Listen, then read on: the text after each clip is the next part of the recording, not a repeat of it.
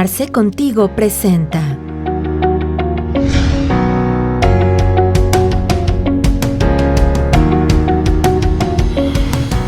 Bienvenidos a Arce Contigo. De entre los gastos más comunes de las empresas, no importando si sean pymes o son grandes empresas, se encuentran los conocidos como viáticos y gastos de viaje. Pero, ¿qué diferencia hay entre esos dos conceptos? ¿O cuáles son las reglas que debemos de cuidar para un correcto registro contable? O en su caso, conocer cuáles son los efectos fiscales de este tipo de gastos. Consultamos al maestro Octavio Rodríguez para que nos pudiera explicar un poquito más acerca de este tema.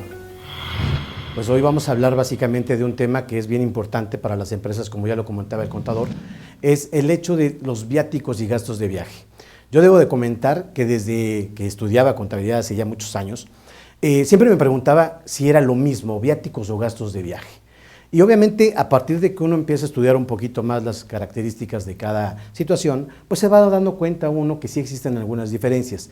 Vamos a empezar, por ejemplo, por una identificación de qué es cada cosa. En primer lugar, diríamos que los viáticos son aquellas provisiones que se hacen para todos aquellos gastos que se van a erogar en el sitio donde se preste el servicio o se dé la prestación como tal. Y los gastos de viaje propiamente son los que se utilizan para el traslado como tal a esos sitios, ¿de acuerdo? ¿Por qué es la diferencia importante? Porque independientemente de que tengan prácticamente una aplicación práctica fiscal es la misma para los dos temas, es bien importante también el tenerlos definidos, puesto que obviamente en esta situación de gastos de viaje o viáticos intervienen en esencia dos figuras, hablando de una persona moral, la empresa que es quien va a erogar esas cantidades, y la persona que está recibiendo ese ingreso como viático, que es el trabajador regularmente, aunque no nada más es el trabajador en la figura de un asalariado quien puede recibir un viático. También pudiera recibirlo un honorario asimilado, un profesionista independiente que presta sus servicios de honorarios, ¿ok?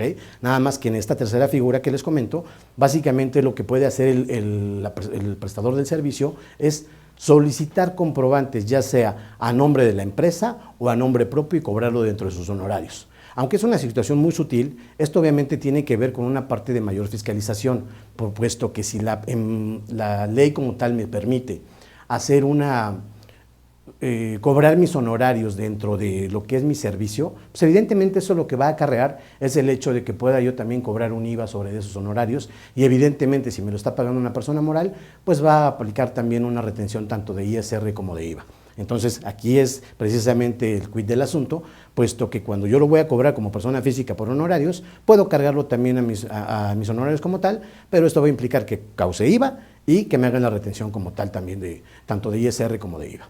Ahora, viendo estas dos figuras, es muy importante tener algunos aspectos muy definidos. Por ejemplo, decíamos su identificación, el también utilizar o considerar los topes que se determinan.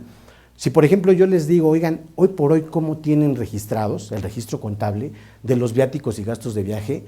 Puedo apostar que la gran mayoría de las empresas incluso lo tenemos en una sola cuenta. Viáticos y gastos de viaje se llama nuestra cuenta contable.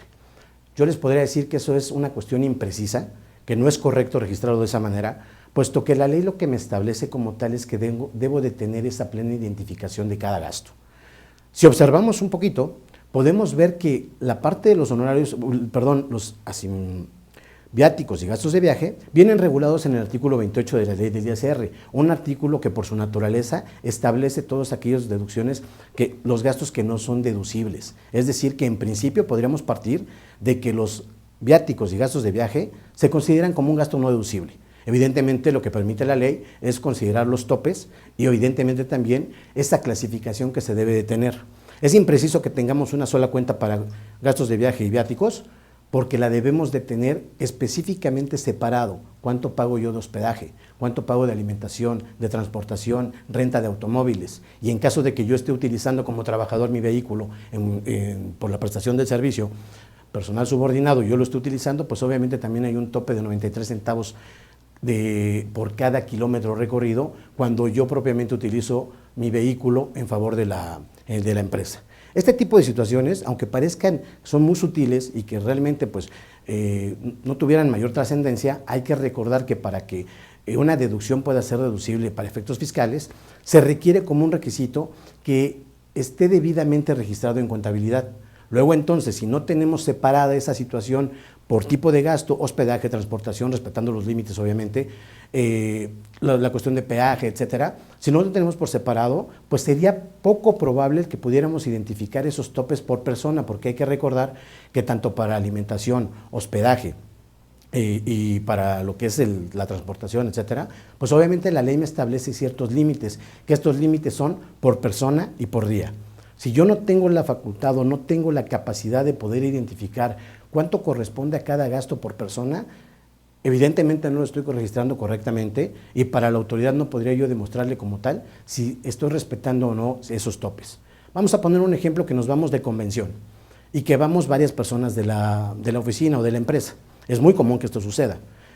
Si en el caso de que la empresa que realiza la convención o que hace una expo, etcétera, me está cobrando como la cuota, tanto el hospedaje, la alimentación, la inscripción propiamente a la convención o al curso, al evento, debe de señalar, en la factura como tal, debe de señalar por separado los conceptos que me está cobrando como tal para que yo pueda identificar en un momento dado si estoy rebasando o no los topes que me establece el artículo 28, fracción quinta de la ley del ISR.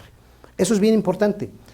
¿Cuáles serían algunas de las medidas de control interno que pudiéramos utilizar también para poder llevar ese control como tal y esa identificación? Una de ellas sería que si van varias personas, lo mejor sería que en todo caso cada persona pudiera facturar de manera individual para poder llevar el control por persona y respetando esos topes. ¿Por qué es importante? Les decía, en esta figura de los viáticos y gastos de viaje, tenemos la intervención tanto de la empresa, que es quien eroga las cantidades, como del trabajador o un asalariado, un asimilado salario o una persona física por honorarios. Esta figura de la persona física como tal, si es un asalariado, la importancia de que pueda comprobar y respetar esos topes, pues evidentemente también tiene que ver para que no se le pueda acumular un ingreso, porque podría considerarse, en el caso de que la persona física no compruebe con comprobantes como tal esos viáticos y gastos de viaje, pues obviamente son cantidades que se quedan a favor del trabajador y que eventualmente pudieran generarle un ingreso acumulable. Y hoy por hoy, hablando del el timbrado de nómina como tal, de los recibos de nómina, pudiéramos estar en presencia que por viáticos, por ejemplo, que nosotros no estamos comprobando, pues se debería de timbrar ese viático, pero como otro ingreso para el trabajador. Y en caso de los gastos que sí estoy comprobando, pues obviamente ahí tenemos que utilizar la clave 050, que son viáticos. Algunas consideraciones al respecto. Si yo me voy de viáticos de manera recurrente, pues obviamente ese timbrado de los viáticos los tengo que hacer al momento que se ejerce como tal y los tengo que hacer de manera mensual. Evidentemente esto va a aparecer en el caso del trabajador en su declaración anual como un ingreso exento de acuerdo al artículo 93 de ISR. Es importante puesto que de otra manera para el trabajador como tal se le puede convertir en un ingreso acumulable. Algo que es impreciso que en la práctica de repente se llega a hacer es que queremos timbrar prácticamente los viáticos de todo el año y esto regularmente lo hacemos en el mes de diciembre. Eso es impreciso. ¿Por qué? Porque obviamente el trabajador vino percibiendo esas cantidades, se tiene que hacer el timbrado mensual precisamente para identificar en qué meses recibió esas cantidades por viáticos y que haya una congruencia entre ese timbrado, la deducibilidad como tal de la parte de la empresa y la no acumulación de ese ingreso para el trabajador. Son cuestiones muy sutiles, pero que realmente debemos de considerar esos aspectos. Recapitulando, primero, tener identificado lo que es un viático y es un gasto de viaje. Identificar muy bien y respetar los topes establecidos en ley.